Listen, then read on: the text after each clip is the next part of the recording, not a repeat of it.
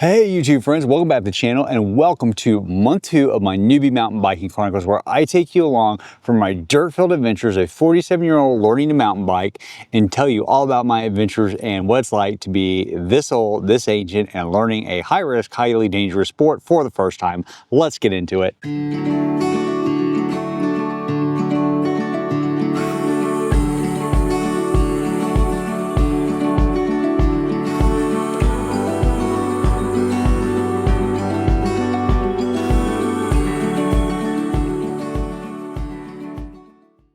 All right, so as always, if you like this content, please hit the like and subscribe button, turn on notifications, and drop us a comment. So my first month learning mountain bike, I've already told you guys about that. That was fun. And I had just left you off having accomplished riding Flat Creek Loop, during which my bike broke. And that's becoming an ongoing theme. So bike broke on Flat Creek Loop, so I had to ride it without power assist, which was fun because it was valuable because it taught me that I could do that. So immediately had to go back to Atlanta. Spent a week in Atlanta getting the bike repaired. Trek was wonderful. They sent over parts as quickly as they could. The folks at Atlanta Cycling and the Roswell location were frankly wonderful. And note for you guys, if you ever get stuck in the close to Atlanta, the Walmart parking lot in Roswell is a lovely place to sleep. 5-star accommodation, can't recommend it enough. All sincerity, did spend 5 days there, not quite just there. I moved around and went into downtown Atlanta and took an adventure of it.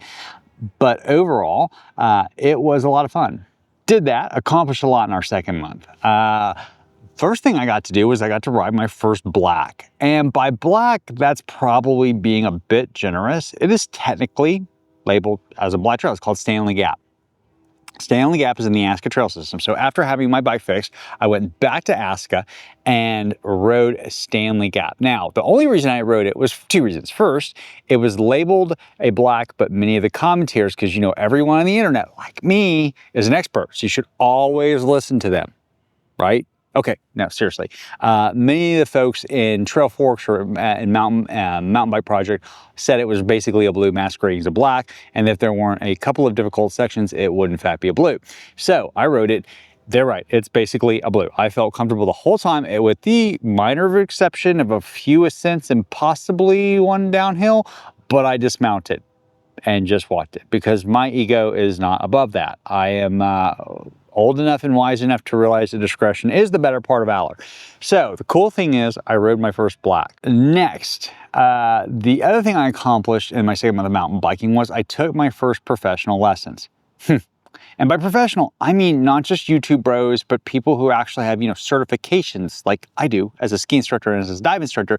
They are IMBA certified mountain biking coaches, which means they have an actual educational system that they follow with best practices and best learning methods. And all of those things that I do as a ski and dive instructor, they do as mountain bike instructors, which is awesome. And I will tell you that there are a lot of people out there masquerading as mountain bike instructors that don't have those qualifications. Now, some of them may be great mountain bike instructors, and I'm not trying to take away from that. But what I want you guys to realize, not all mountain biking instructors are created equal. And I definitely want you guys to vet whoever you're getting lessons from. And that's going to come up later, but I'll just tell you, definitely vet who you're getting lessons from. So I got my first mountain biking lessons. I'm gonna do a whole video on why I think you should take mountain biking lessons and why I think that's the best way to learn. But I will tell you, it was game-changing. It was awesome. We started from the beginning. I worked with Coach Misty at Mulberry Gap Adventure Base Camp. I've already done a whole video on Georgia mountain biking. I'm going to refer you to that to get my complete detailed review of Mulberry Gap and other Georgia mountain biking opportunities. But I'll tell you, working with Coach Misty was great because she was IMBA certified. She started me at the basic level, which means I learned ready position, regular ready position, high ready position, low ready position. I learned line choice. I learned basic flow. All of these things we did in organized fashion where each skill built upon the other skill. Imagine that. And the best thing I learned was how to climb because nobody told me how to climb. Guess what? It's actually pretty simple. I'll tell you, you lean forward, way forward, and you shift early and often so that you go into the climb with some momentum and plenty of leg space to execute. So I got my first mountain biking lessons out of the way. I spent 3 days at getting mountain biking lessons from Coach Misty. It was fantastic. Can't recommend her enough. Can't recommend the system enough. I can't recommend that you get mountain biking lessons enough. Again, encourage you to watch my full video on Georgia mountain biking. Next, the other cool thing I managed to get done was I rode my first IMBA Epic Certified Trail. That's a mouthful. IMBA Epic Certified Trail. What is an IMBA Epic Certified Trail, Ty? Well, that's a great question. So glad you asked. It is this long ass definition from the IMBA website, but I'm just going to say, hold on, let me read to you. IMBA Epic designation denotes a true backcountry riding experience. IMBA Epics are what many mountain bikers live for and make travel plans, immersive rides that are technically and physically challenging, beautiful to behold, and worthy of celebration.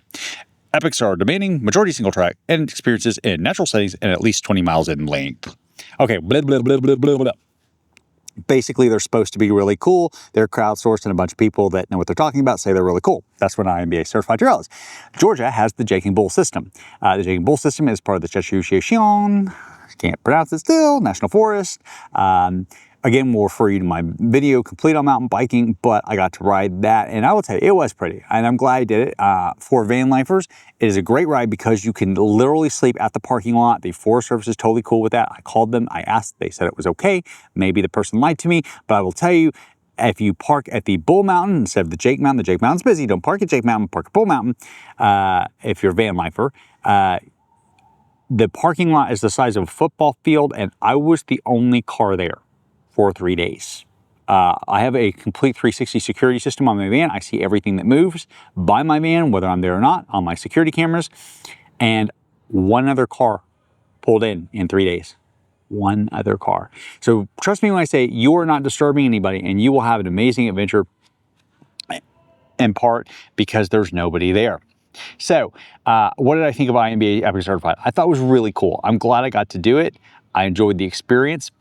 And overall, I would highly recommend you do it. I particularly like Jake and Bull because I thought it was, again, fairly beginner friendly. And I'll tell you, Jake and Bull, once again, is rated as black. Maybe I'm just like this naturally God-given athletic Adonis ability of mountain biking.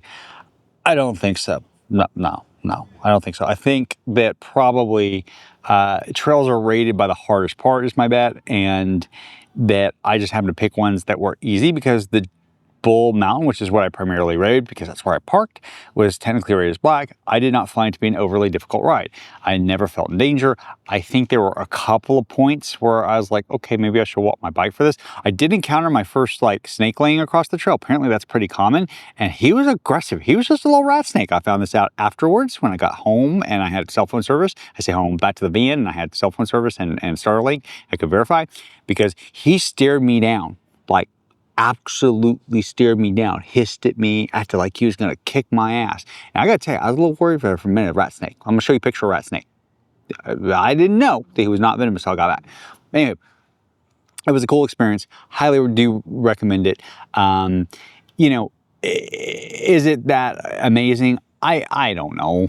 I'll let you know in a year when I know. And I was going to tell you, the other thing cool they have is I had my first fall. Went face planted over the handlebars, and I got to tell you guys, I thought it was really, really, really going to hurt, and it didn't. I got up and I was just fine. And I'll tell you, as a ski instructor, there's a little part of me that wants my clients to fall when they're learning to ski. And I'm waiting for it. They're going to. And I kind of always hope it happens sooner rather than later. Because as a ski instructor, what happens is normally after people have their first fall, they realize, oh my God, that didn't hurt. I can fall and I'll be okay. And I say, yes, you're going to be fine because it doesn't hurt. I, in training, doing the train park, have fallen as many as 16 times in one day skiing. So guess what? That time I was hurt. Yep, hurting pretty bad. But my point is, you can fall a lot and it doesn't hurt. Now, not saying you can never get unlucky and fall and it does hurt like hell, or worse, you have to go to the hospital and have surgery and all that. But I had my first fall, and that was actually a good experience. It happened at Mulberry Gap. I was in Punhote 2, which is one of the trails. Again, I discussed in my Georgia mountain biking video, and took a fall. But I'm kind of actually happy it happened because it didn't hurt, and then I was able to move on. So what are my takeaways after 2 months of mountain biking. First of all, lessons are a game changer. Take some lessons, and not from your friend, and not from the bro on YouTube, and not from the bro, whatever. Yeah, don't listen to them. They may or may not know what they're talking about, and even if they do, their ability to actually teach you in a regimented fashion that will actually get you better and progress you better is limited. Because I will tell you as a ski instructor, if you let me teach you the right way to do it to begin with, when I get you to intermediate and advanced, I'm going to make much quicker work of those additional steps.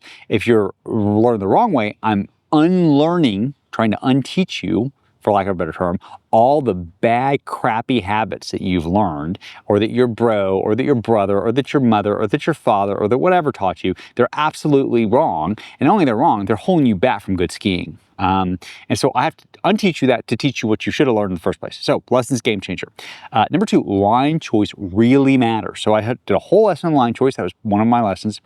And I will tell you, skiing, you have line choice, right? But we have fall lines, and we have moving in and out of the fall lines, and we have line choice in trees and things like that. In mountain biking, it feels like inches can matter. If you're on a berm, you need to hit it at the top of the berm, because if not, you're in all that crappy little dusty rock stuff shit that just throws you all over the place. So line choice matters in mountain biking. Number 3, epic is very subjective. I don't know what makes something epic besides what I just read you on the blog. I don't know, but it's a very subjective thing. I will be riding a lot of epic trails over the next year. I have already scheduled them, so I will let you know. Number 4, the first fall is done. Happy that the first fall is done. Get it out of the way. Don't fear it. When it happens, you should be happy, celebrate it, and move on. Number 5, I will definitely keep doing this. I love doing this. I'm having so much fun. This is like learning, I don't know how to say it. So, learning to ski was a joy. Getting better at skiing was a joy. Every time I took lessons in skiing, it was a joy for me. I love learning new things. This is no exception. I am absolutely loving all the time I'm getting to spend doing this. And I'm loving learning. I'm enjoying it. And even my fall was fun, which is hard to say, but I enjoy being in nature. I love being out, and I'm loving the fact that I'm getting to experience nature in a different way. So those are my takes after month 2 of being a newbie mountain biker at 47 years old. If you have any comments or questions, feel free to drop me a line, drop a line in the comments. And as always, if you enjoyed this content, please hit the like and subscribe button, turn on notifications, and thank you for watching. Take care.